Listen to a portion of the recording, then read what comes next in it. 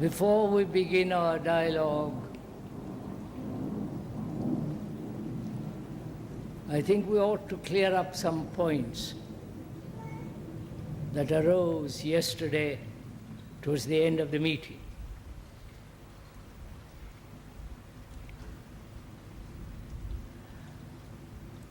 We seem to be blocking ourselves. Some say it is not possible. What you are talking about can never be put in life, in daily life. I've listened to you for 20, 30, 40, 50 years, and nothing has happened. I'm just the same as before. That's a block that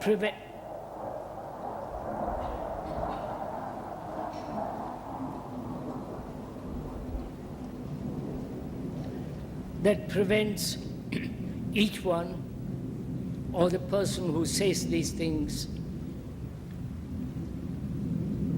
prevents him from investigating himself. He has blocked himself, saying it's not possible. That's obvious. And also, there are those who say, I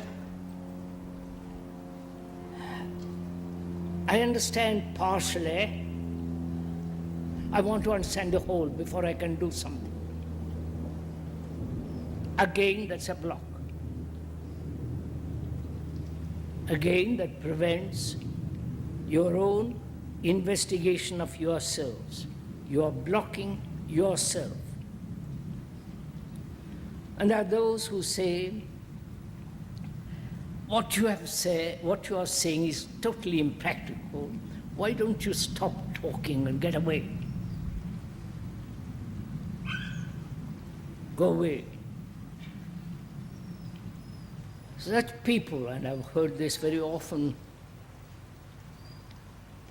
not only prevent their own investigation of themselves, but also because one person can't do it himself, he condemns the rest of the world. If I can't do it, you can't do it. And so this goes on.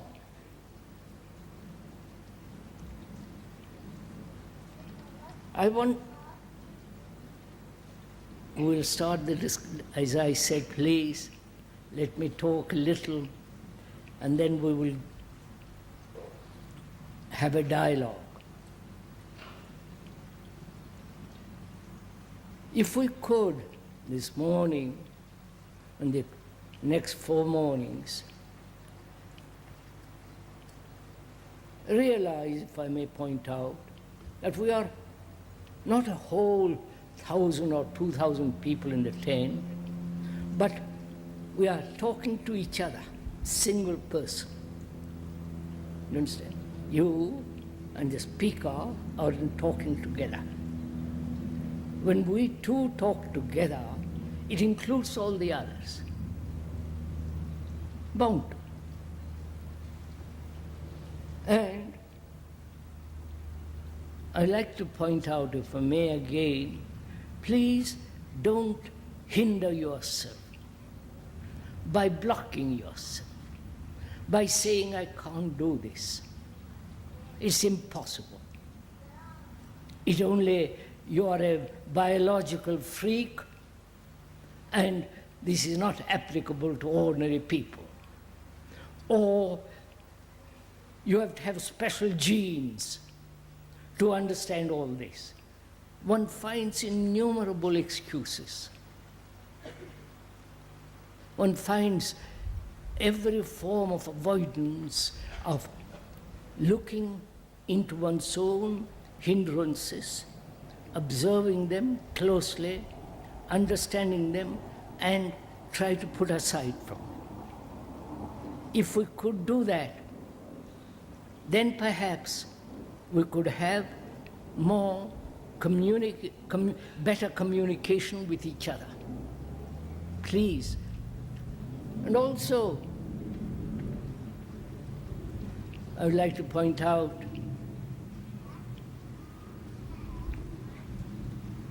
I think we don't listen.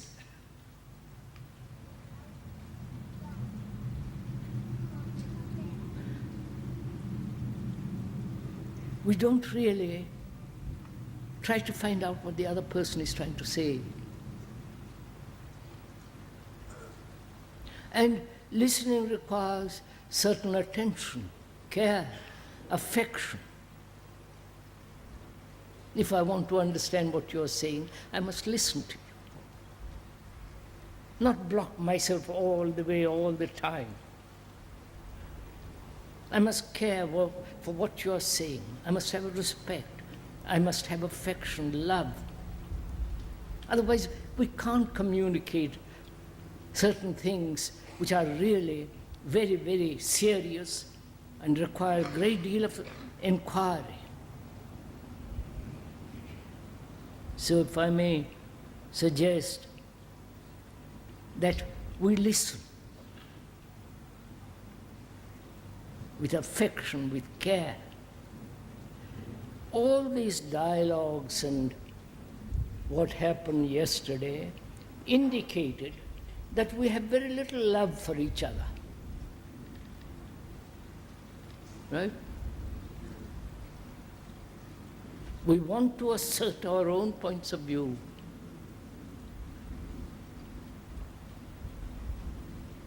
We want to exercise our own opinions and dominate our others by our judgments, by our conclusions, by our asserting that we have listened for you so long, why haven't we changed? All that indicates, it seems to me, and I may be wrong, that there is no real love. I'm not blaming anybody, I'm just stating this. Don't ride the high horse. And I think we should go into this question and deeply why we don't listen. All we say is, I've listened, finished. I've already listened to you for 20 years, so over. I'm not going to listen to you anymore. You don't say that to a child, do you? Whom you love. He wants to tell you something. He may be telling it to you 10 times, as already told you. But next time he'd say something, you listen. You don't brush him aside. You're not impatient. You love that child. And I think in all these discussions and dialogues and talks, we are missing that essential perfume. I don't think we know what it is to listen with love, which doesn't mean that we shouldn't be critical, which doesn't mean that we should accept everything that is said. It doesn't also mean that we agree or disagree. You listen. Listen with care, with affection, with sense of communication with each other. And for that one must have love. And probably that is what's missing. We're all too terribly intellectual, or too romantic, or too sentimental. All that denies love.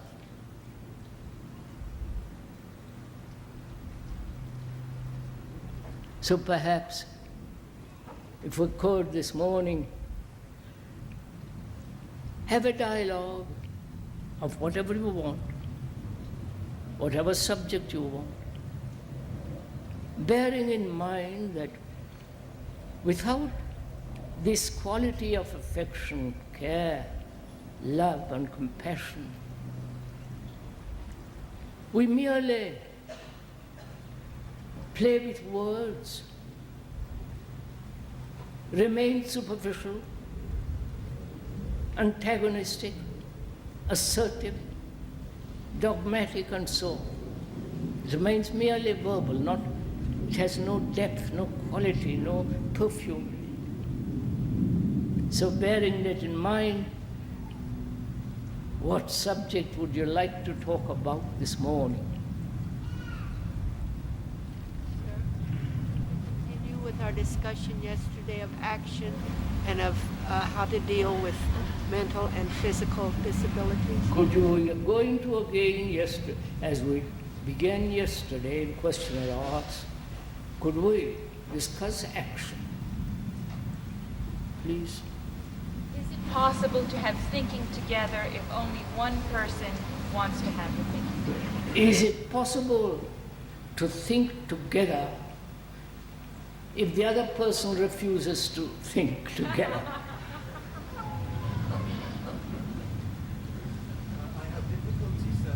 I have difficulty in understanding what you mean by registration. In English, we use the word meaning to become aware of something, as in registering an impression, registering discomfort. But you seem to use it as classifying or as recording. You go into that. Would you go into the whole question of what you mean by registration? To register something, to remember something, to acknowledge, like a tape on which you register, right? Could we go into that?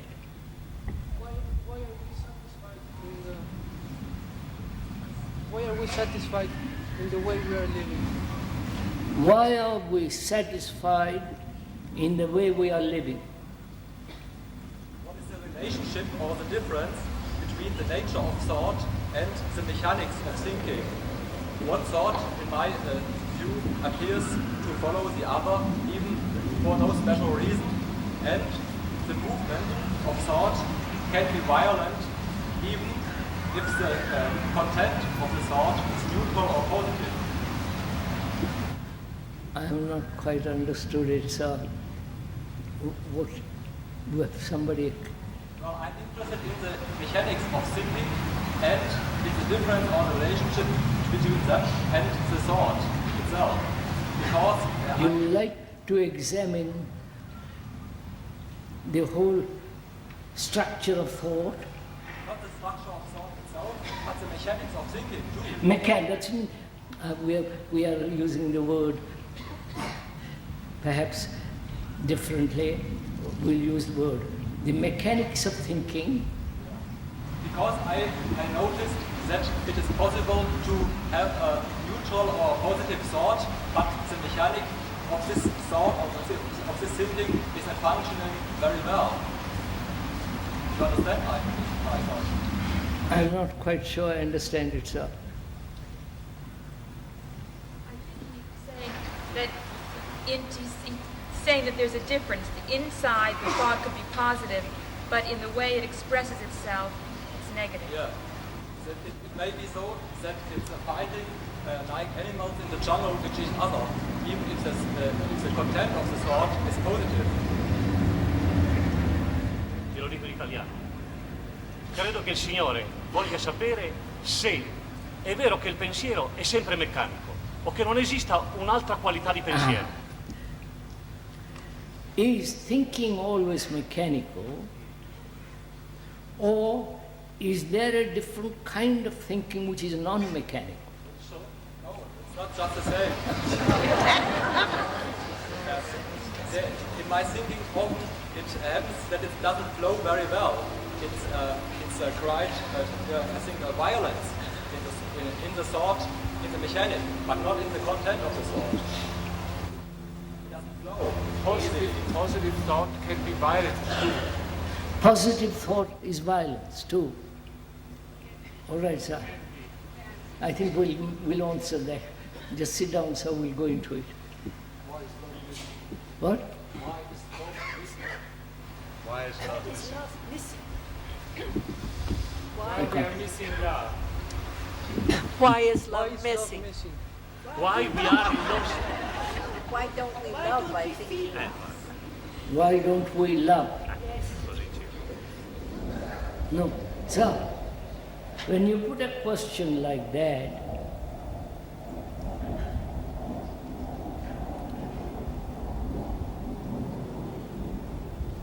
Or you're saying, why don't I love?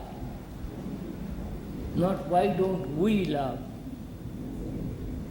Why isn't there love in my heart or in my being? Would that be right, sir? Right.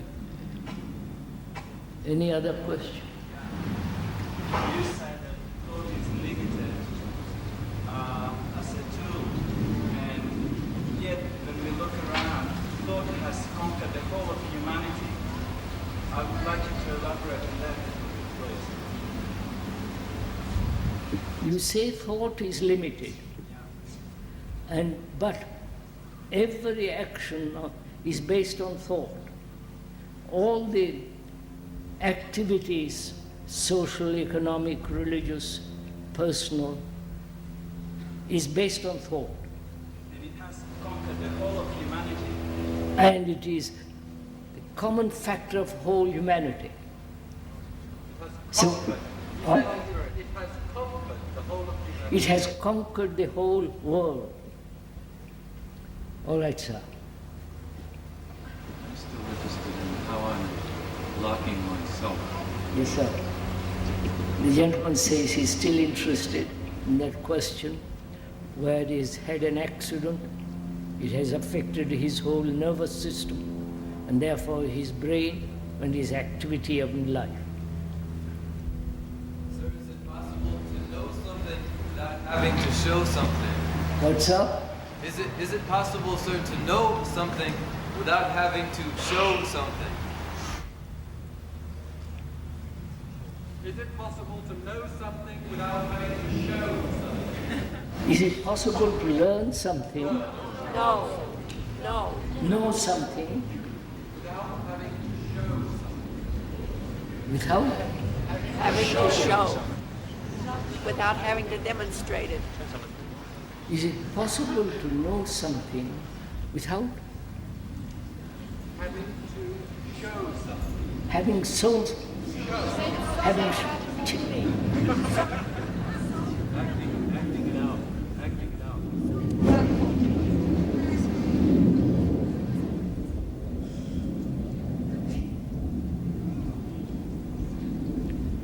So of these questions, which shall we take? Action. Why isn't there love in my heart? What is the meaning of registration? The significance of registration? And is thought everlastingly mechanical? And is there something thought still non-mechanical?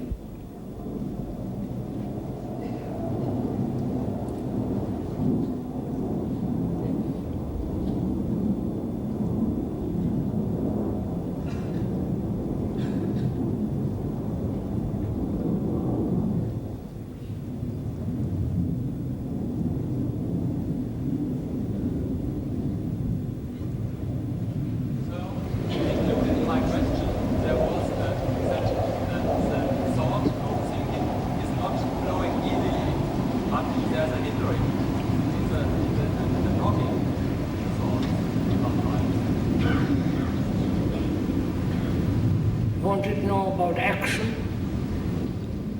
So which of these questions, if we take them all together, which is the central question in all these?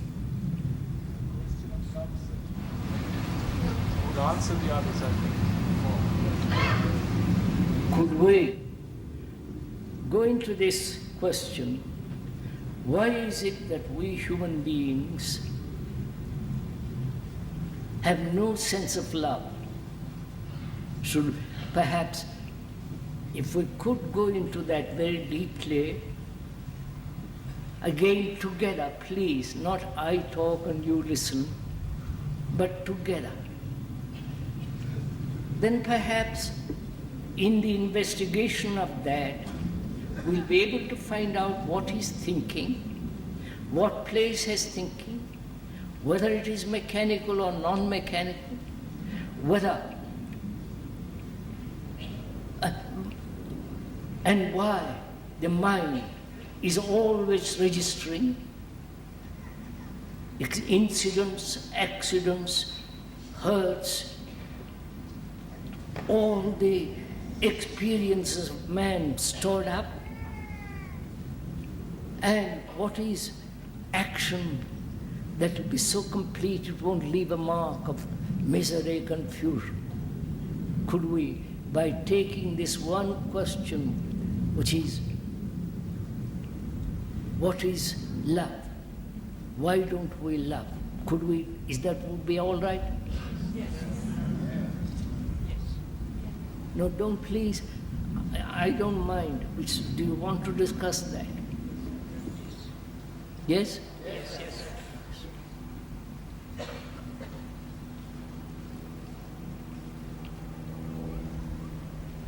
I wonder how we approach this question. What is your approach to it?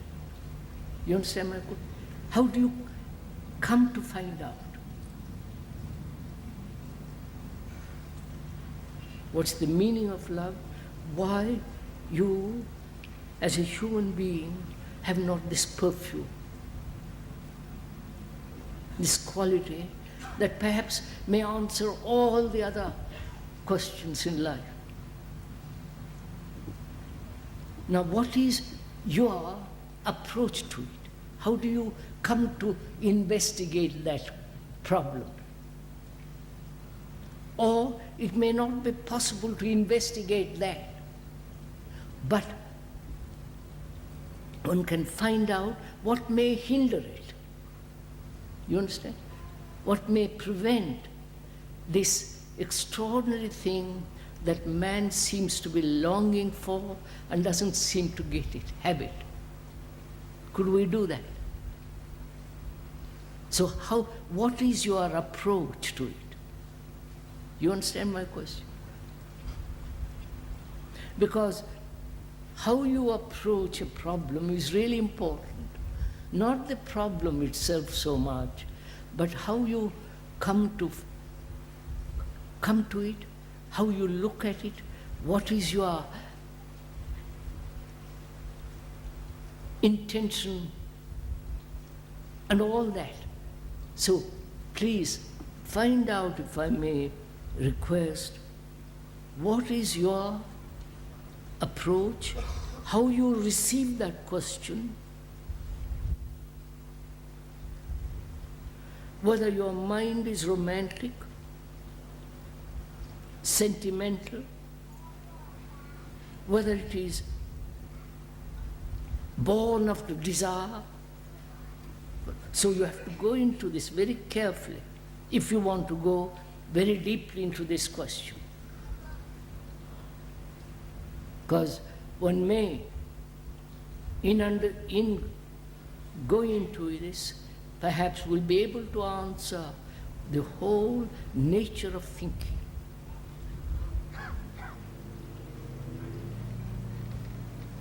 Right? So are we clear? How will you approach it?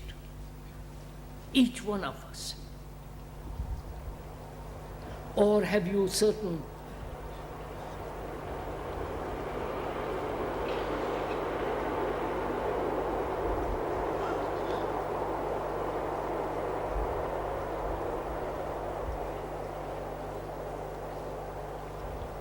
or you have certain conclusions already about it, certain opinions and your experiences? Will they block you? Will they prevent you from going into it very, very, very deeply?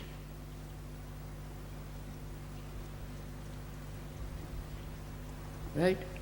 So please, we are talking together, not to each one together. You understand? The speaker is talking to you personally. You. So what is your approach?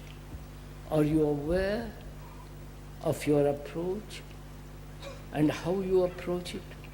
Are you aware of your prejudice, your images about it, your conclusions about it, or what people have said about it? Can you put all that aside and try to find out?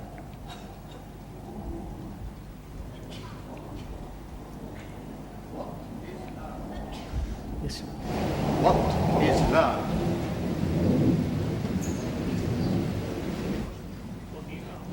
What is love? That we are going to find out, sir. That's what we are doing.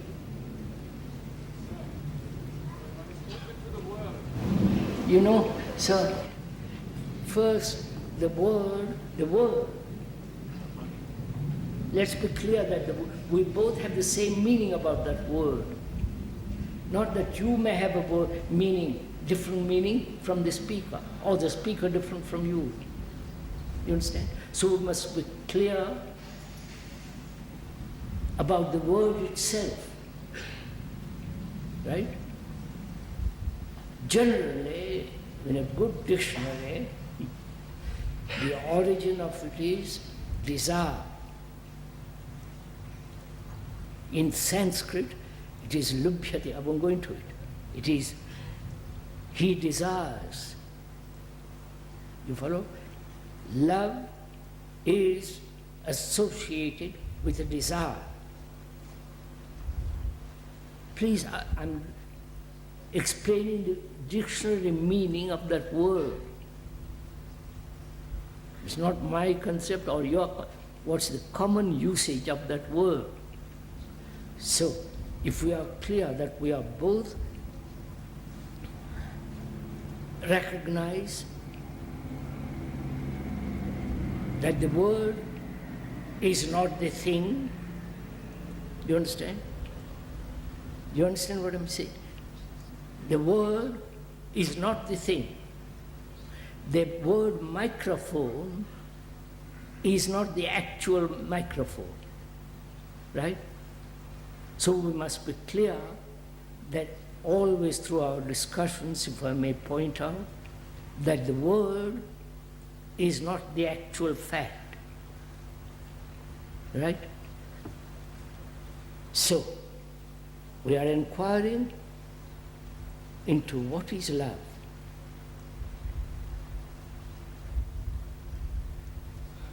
We say that a child, a baby, loves his mother because he needs her milk and her affect.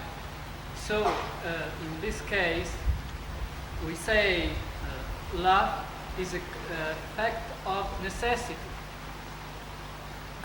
Baby loves his mother, and that love is necessity. Mother loves his baby, and Baby loves his mother, and that's necessity. baby loves his mother. And that's necessity. Huh? That's necessity for the baby to eat.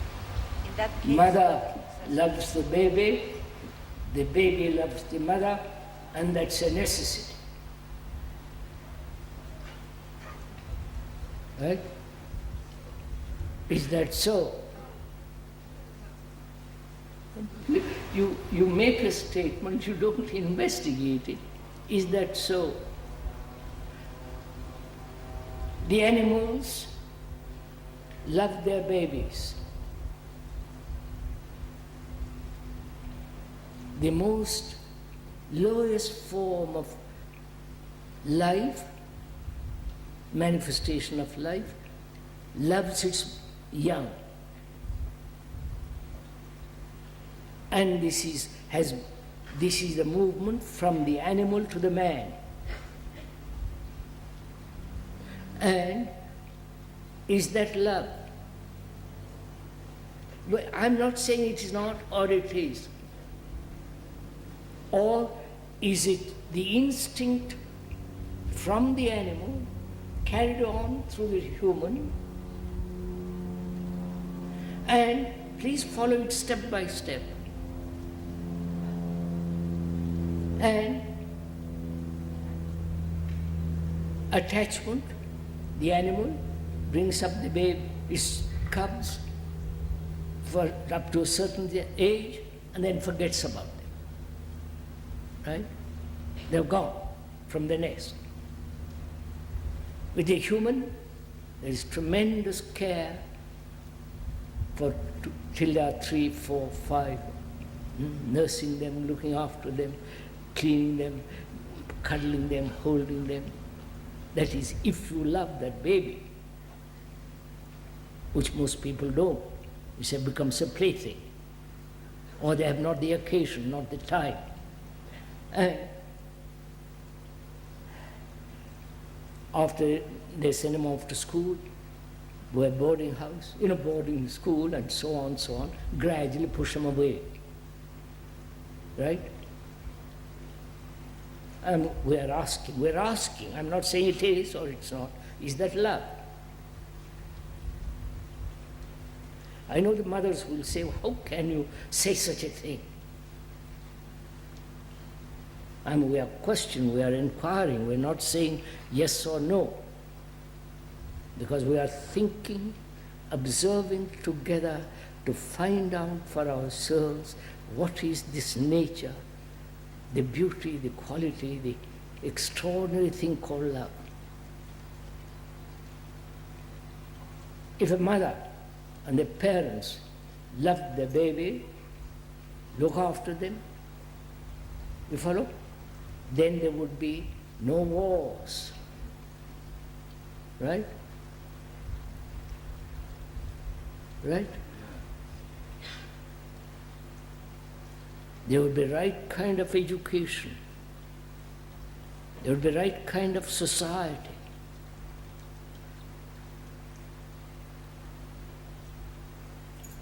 So we are asking, when a mother, when the parents love their baby, is it just for a short period? Or right through life? Which means that they must have right education, bring them up with right behavior, without violence, without conflict, not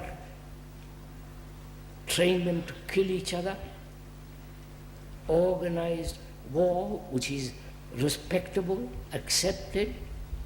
You understand? Would a parent who really loved his children do this? Go on, sir, you are parents, think it out.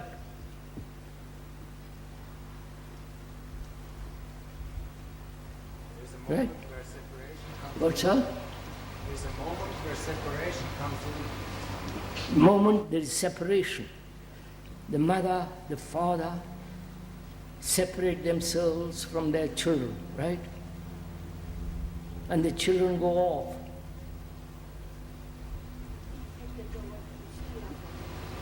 They are attached to the children. Is attachment love? You people, don't please go into it. The parents get something from their children, and the children they get something from their parents. So it's not. What's up?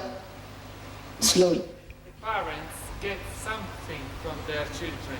Yes, sir. So the children Yes, sir. get I know all something that. from the parents. So I know. it's not The love. baby needs great deal of affection, care. If the parents don't give affection, care, love to the child withers. It's well-known fact. But generally the parents have their own problems, their own anxieties, fears, sorrows and business, worries, all that. And they give the child little of what they can when they have time. You understand all this? This is happening in the world. And so, is all that love? Don't say no, madam, but will you do something about it? Test it.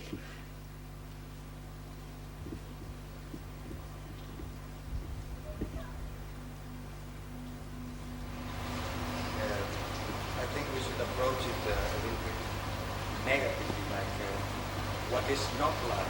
We are doing that, so we have just done it. And to look at the whole thing, that's one of the ways of approaching it. Is time, space, and the whole human, animal, and human evolution. Yes, sir. We come to it, sir, slowly, slowly. I think the parent even defends itself against the child. Of course, sir, that always happens. You follow? The parents are against the child, and the child becomes, you know, what's happening in the world, for God's sake, look at it. So, from that arises the question, is attachment love? Many parents would think that it is. What, sir?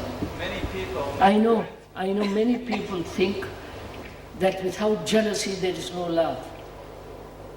If you don't struggle, fight,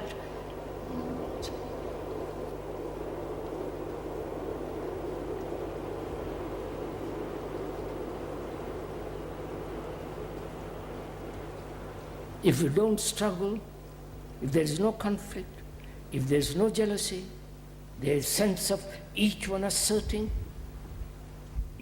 people imagine that there is no love, or that there is love. This state is love. Right? So I'm asking from that, is attachment love? Or we are thinking over together, you and I. So, are you attached to your children?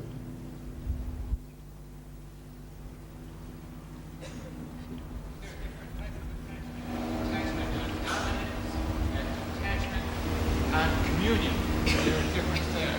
In other words, is there a care and an affection that makes you attracted to somebody else on a communion level as opposed to an attachment that you are dominating and your ideas have to be met by the other person? Is there a difference there? Can you be attached and understand that attachment? When you dominate your children, or your wife, or your husband, or your girl or boy, when you possess them, hold them, that they are mine. Is that love? So when we ask that question, is that love? When you say no, it's not, you mean it's not in you. You understand? You are free of it, not just verbally saying yes or no. So that's why I asked at the beginning, if I may point out, unless we do this actively, aware that it is so in us, and being aware, look at it, go into it, search out why human beings hold on to this attachment. Why you attached? This husband, wife, furniture, book, belief, doesn't matter, attachment. And will that, if you are attached to one thing and another is attached to another, there is division. You understand? And is this division love? Please go into it.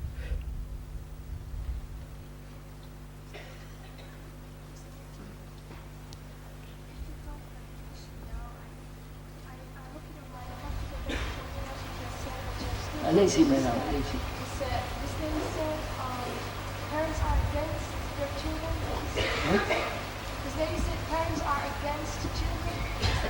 I said they even defend themselves against their own children. Right, so would you like to explain that? Because a lot of them are very Christian and they still don't understand that.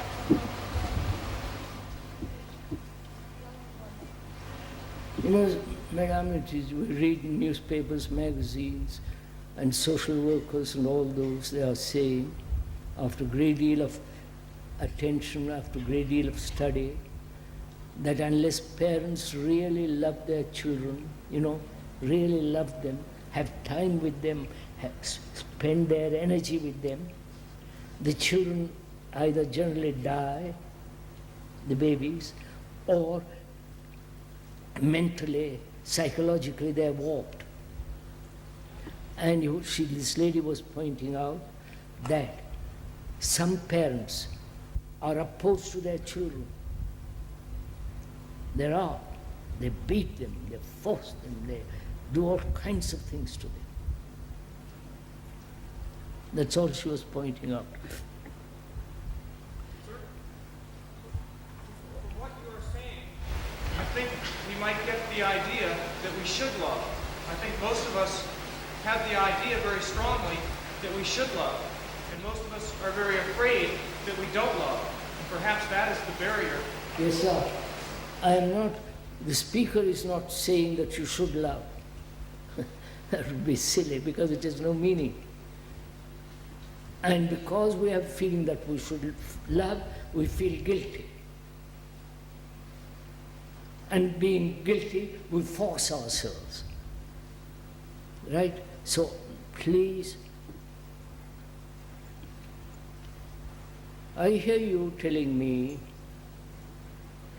love is not attachment. I hear you. And because I really am in earnest, serious, I want to find out. I really want to find out. So I give attention to what you're saying. And when you say, is attachment love? So I say, am I attached to my daughter? To my wife? I investigate in myself. You understand? I say, am I? And if I am not attached, will I become irresponsible? You understand? I have so far said, as long as I am attached to this person, I am responsible. I have to look after, I have to care, I have to earn money and, together, because I am attached to her. She's mine, I must protect her. And you are telling me, asking me, is that love? And I begin to inquire. And I say, if I am detached, will I neglect my responsibility? Do you understand? Will I be indifferent? Will I get bored and chase another person? You follow? So I am looking at it both. Whether attachment is love, in attachment there is fear. I know, I feel it. In attachment I must possess. I can't let her go or him. Because in attachment I find security. And you come and tell me or ask me, because I'm listening to you.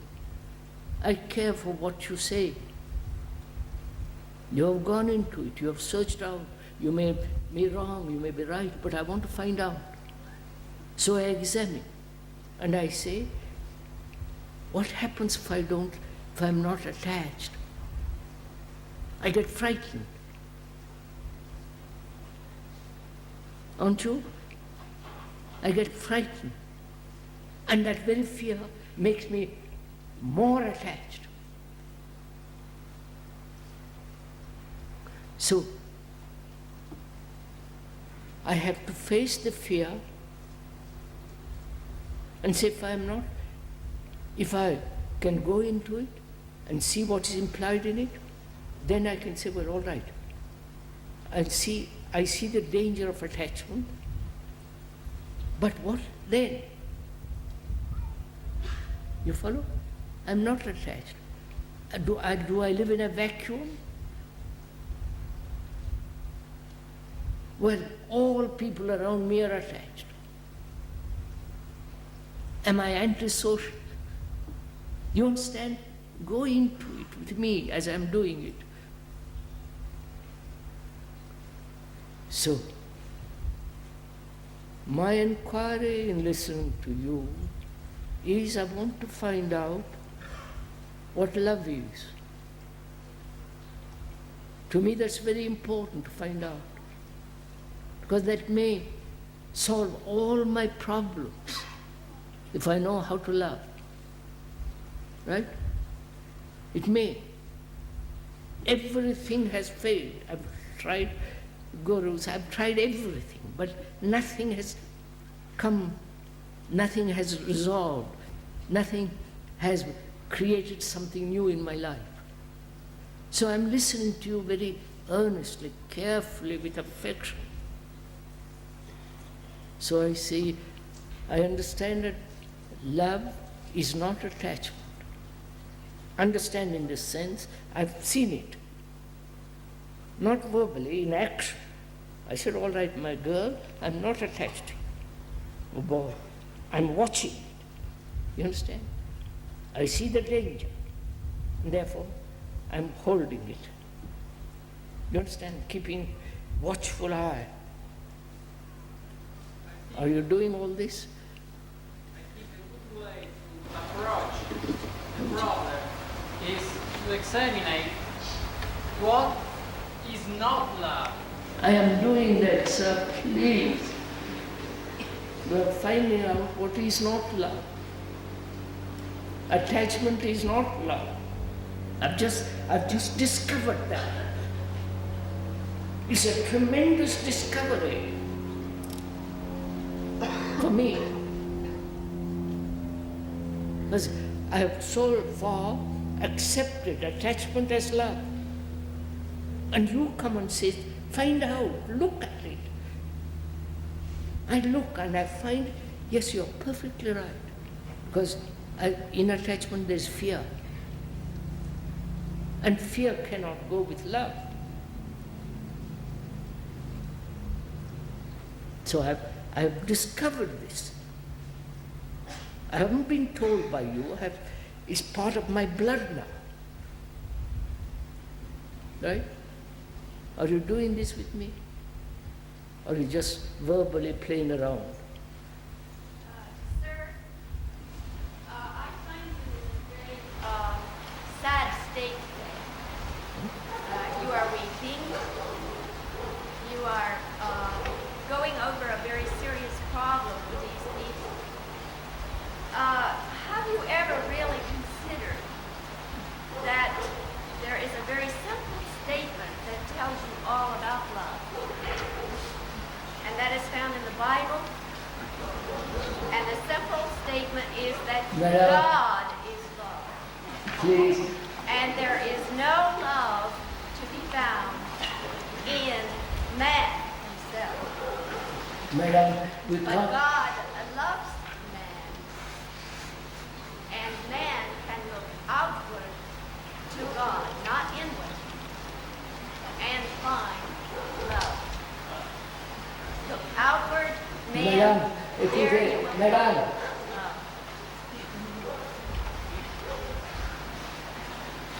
If you make your question very short, then it will be possible to answer. But if you make a long speech, it will be impossible to understand, even verbally. So we are, through negation of what is not love, finding it out. You understand? Negation. Attachment is not. But with attachment I have felt responsible. But also if I am not attached, will I be irresponsible? You understand? So I have to find out in action, not just verbally. I say, I see, I am attached, I am not. I see the dangers of attachment, I fear, and I understand the nature of fear, and I say, all right. Now, am I responsible, being free from attachment? Is then, I'm asking, is responsibility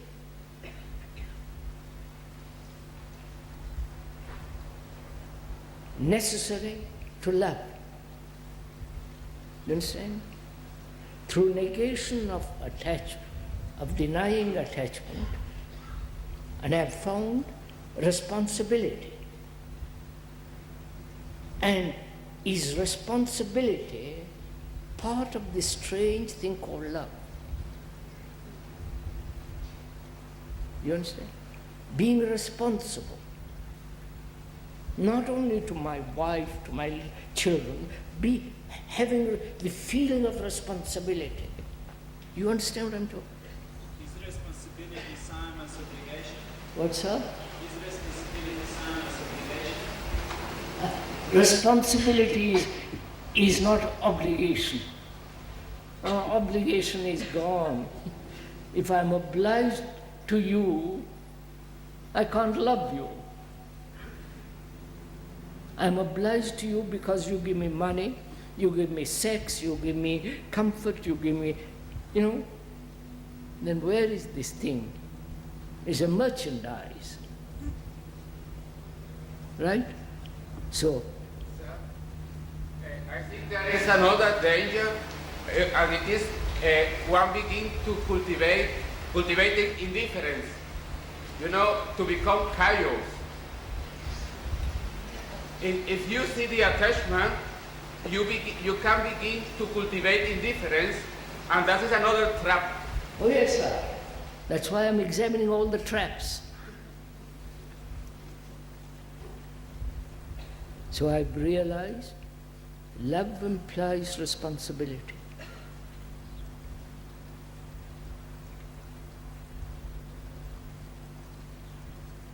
Go a little further. Which is to be able to respond. Huh? Which is to be able to respond. Responsibility means, as you say, the word responsible comes from to respond. Now, in that responsibility, is the response sensuous, sensory? You understand? Is that responsibility contain desire? You're following all this? Please, I'm not talking to myself. We are doing it together, you and I. You and I, maybe all of you. So I'm asking, in that responsibility, is that responsibility limited to my girl, wife, husband, or the feeling of responsibility? You understand?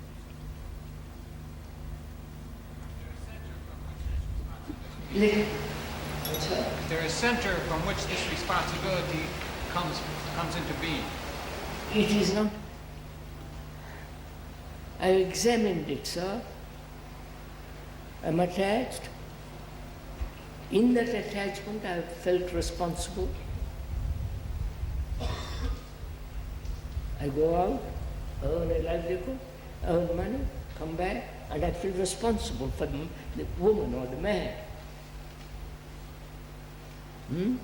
And in that responsibility, there is attachment, fear. And you point out to me, fear and love can't go together. You see, you're so clear. And that's quite right. So I'm saying, is responsibility just to those few, or responsibility to the responsible for all human beings? You understand? Is love, follow this, is love this total feeling of responsibility?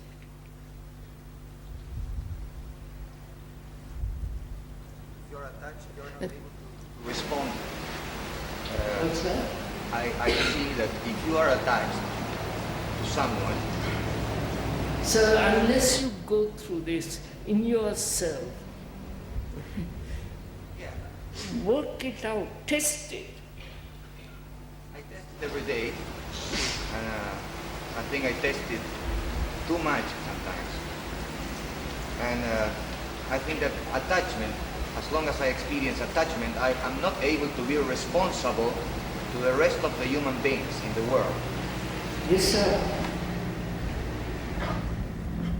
So I'm gone much further in my investigation myself.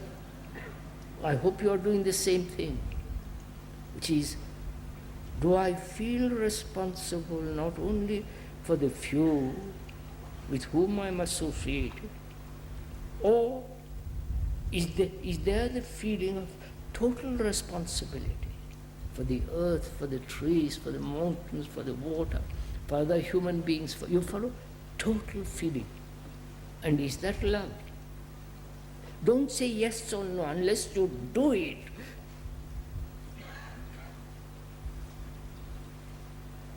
And also, I find in my investigation that I like to possess.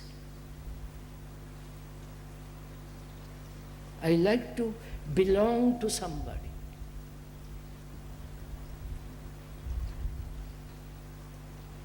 Don't you know all this? Huh? Oh, for God. So, belonging, which is to be identified with something. You understand? Identified with the nation, with a group, with a person, with an idea. So, as I have lost every form of identification, I feel I must be identified. Don't you know this? And in that identification, I must possess. I can't identify myself with the wind. We are brought up in this way. Come on.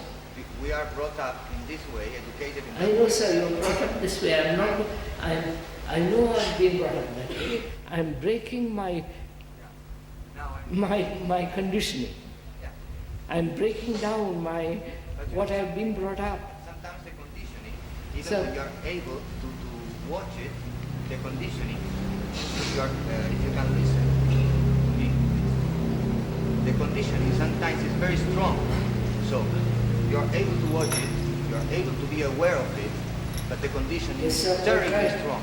Yes, I'm being aware. I'm aware that I want to possess. And in that possession, there is domination. And possession and domination does that contain love? You understand? So I discover it does not. So I will not possess. You understand? I can't possess because my interest, my drive, my intensity to find out this thing called love. So I have found attachment is not love. Possession is not love. Nor the instinct which has been derived from the animal till now to the human, saying the mother and the parent, I love my baby, and then neglect them for the rest of their life.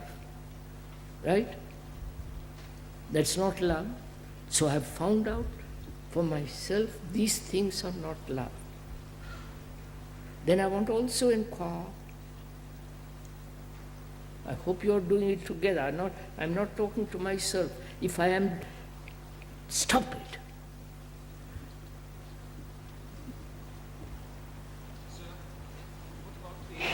Attachment to the idea of independence, which is the other side of the coin. What's that? Aren't we often attached also to the idea that we should be independent, not attached? Yes, This sir. often creates problems also. Yes, sir. That means attached to the image you have about the parents. Come on, so this is all simple enough. So is jealousy love? You understand? Oh, you say no, it's not, but I'm jealous. So my saying no, it's not has no meaning. So I have to say why? Why am I jealous? Go into it, look at it. Why am I jealous?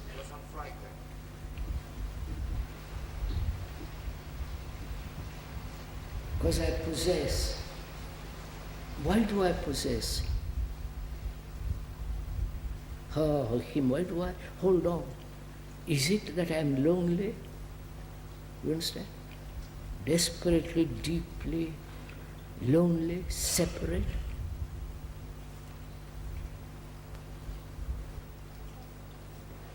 I think love is a sort of intense perception of life.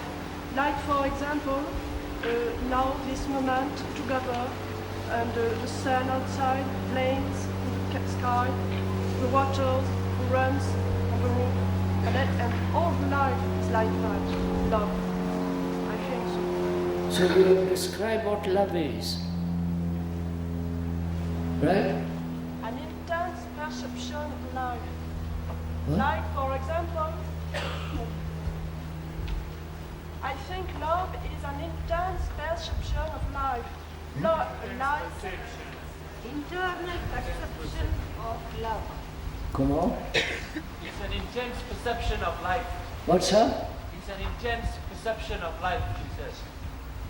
But I haven't got that intense perception of life. Like, for example, this moment. Yes, now, madam, I understand that, but I haven't got it. You people just imagine this, make a statement and let it go at that. I don't know what you mean by intense perception of life. I am caught in this thing. You are giving some description what life should be. I am not going to be caught in that trap of descriptions. So, is jealousy love? And I am jealous, so I become aware of it. You understand? I go into it. I don't just say, well, what am I to do? Tell me. I see jealousy is not love, and I am jealous. So I go into it. I work it out, think it out. Which means I am attached to her or him.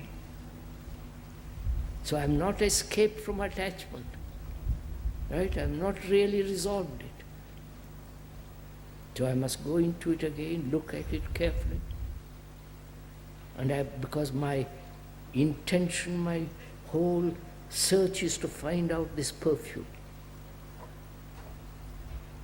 So I put that aside.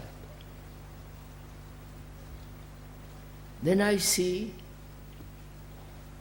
that I have my ambitions, my beliefs, my dogmatism, me first and her second, right? And she first and me second. And I say, is that love? Which means is there, when there is separation between that and this, is that love? So don't say no, go into it, look at it. Because if you don't, you will say at the end of 20 years, I have done nothing.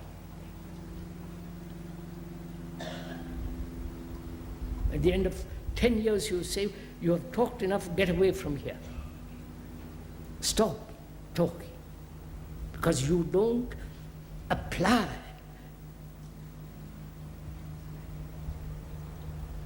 This is the only difficulty. We don't apply. Apply, I'm doing it now for you. But I have the impression to apply myself. But there is something else that I don't know. Then don't, that sir. prevent me, sir. Then That prevent me find- to deeply see all these things and not intellectually only. Then find out what is impeding you. Go into it. Don't say, I don't know, and then give it up. Find out. What is the barrier? Is it laziness?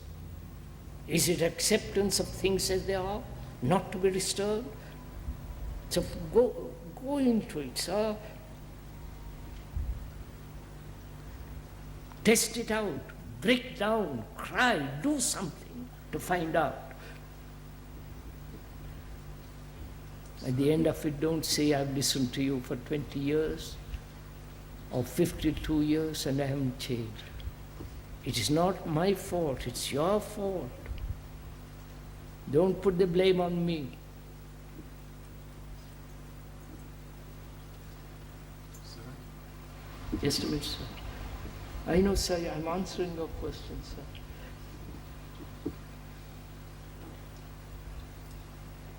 So I've discovered attachment in any form is not love. Jealousy is not love. Possession is not love. Me and her, fulfilling my desires in her, or she in me. So desire, go into it carefully. Desire is not love. Right? You don't accept it, you won't see this. Desire. Sexual desires, desire for comfort, desire for various forms of encouragement, desire. Is desire love? Don't say no. Because I am desiring that woman or that man. I desire to be a big politician or a guru, or I desire enlightenment. I desire to become better. I desire to overcome this, enter into something else. All this movement of desire, the becoming, the fulfilling, is that love? So what shall we do with it? I'm telling you, sir, look at it. Investigate desire. Desire. Why is the mind, which is the result of the senses, you follow? You understand this? The senses. So the response of the senses with its desires, is that love? You follow? So please follow all this. I'm investigating all this so that towards the end I begin to see that everything that thought has created or desire around this world is not love, right? And in the perception of that, intelligence is taking place, right? Right, sir? No, sir. Love is not the same as understanding. Love is something totally different. You see, I'm describing a new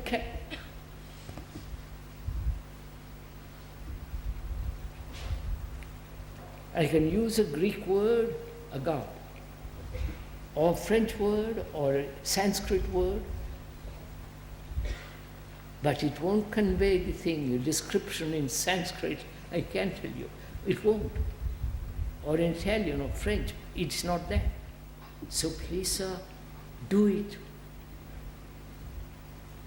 Sir, you talk about love. I don't talk about love. I am talking about the barriers, the things that prevent this thing taking place. I'm being prevented from this thing taking place by my blockage. You told me that, sir. Right now, what shall I do with it? I mean, I want to love. That's what I want to love. The very desire to want to love is the denial of love. So how shall I get rid of my desire? I'm not saying you should get rid of anything. I'm just pointing out how to investigate desire, to look at it. All right, I'll show it to you, sir. I desire. I desire that woman or that man. I desire to become something. I desire to be very healthy. I desire a better life, more money. I desire. And what is this constant urge, right? For nirvana, for enlightenment, for a better life, for this. What is this desire? Please, I am not talking to myself. I can do this anywhere. So, in order for desire to accomplish, to be transformed into passion to investigate, something has to take place. Can you talk about It's a desire for something. Desire can not be transmuted into something else. It has to be understood.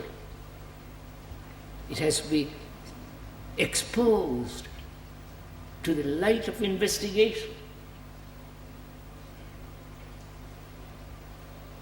how to expose it? I'm doing it, sir. I'm doing it.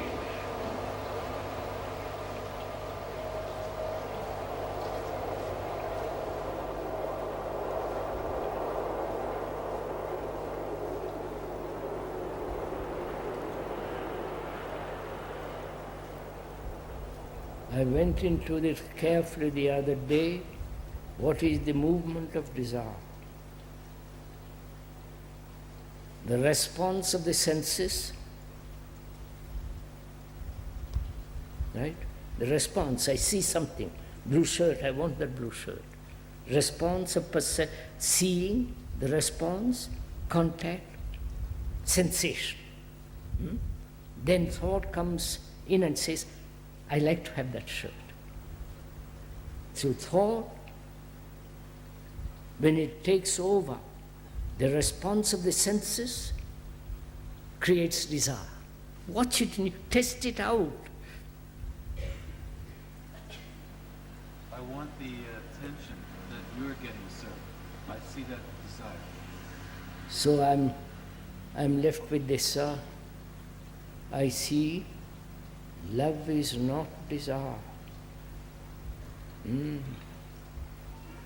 It's a great thing to find out for oneself. And if love is not desire, then what is love? You understand? Love is not mere attachment to the baby. Love is not attachment in any form. Love is not jealousy. Love is not me and my ambition, my fulfillment, my becoming, and you also becoming. This constant division, that's not love. Nor desire, nor pleasure, right? The fulfillment of desire, which is pleasure, that's not love. So I found out what love is. It's none of these things. And have I understood these elements and be free of them? Or just I say, well, I understand intellectually, I understand verbally, but help me to go deeper. I can't. You have to do it yourself. How to do it, sir? I'm doing it, sir. Sit down, sir, please. I would prefer to stand. All right, sir. Sit on there, sir. Thank you.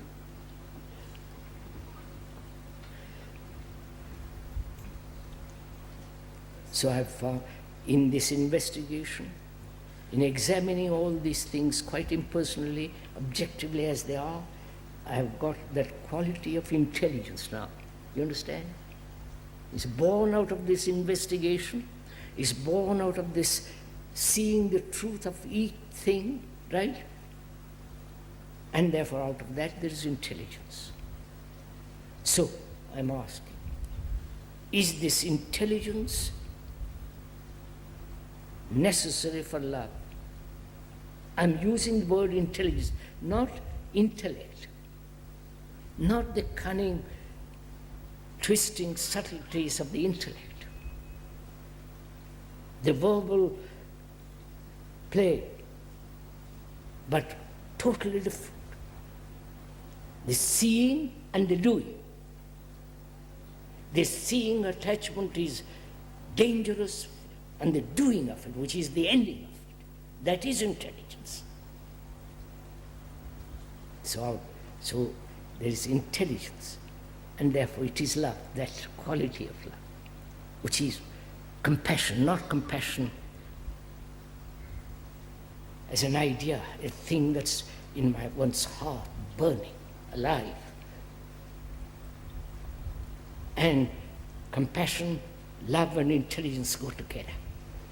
Without intelligence you can't have compassion. This intelligence of the temple. Now, we've talked for an hour and 27 minutes. Have you tested it out? Have you freed yourself from this attachment and therefore total feeling of immense responsibility?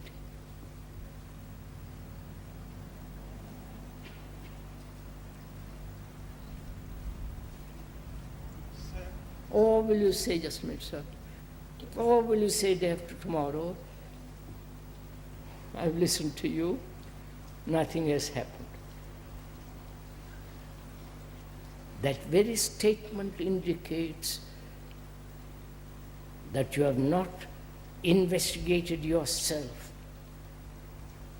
gone into yourself. You expect somebody to do something to you. Krishnaji, that may not be quite the case. It may be that I've listened to what you're saying and feel now I want to try and test it out. Test it out. No. Do it as we are talking. Don't wait till after tomorrow. Sir, as I reject every my attachment or desire, I feel tremendous empty in myself. So I can't see any intelligence. So, emptiness. What does that mean? Lonely? Separate? Isolated? A sense of being cut off, not having any kind of relationship with another. Is the result of drugs,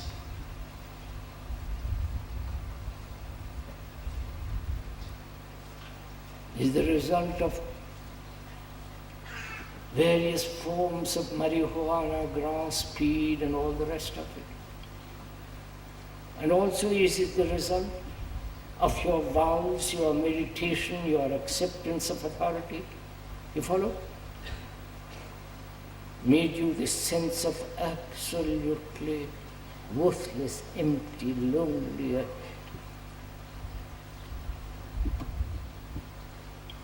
So at the end of an hour and a half nearly, have you got this quality of love and compassion?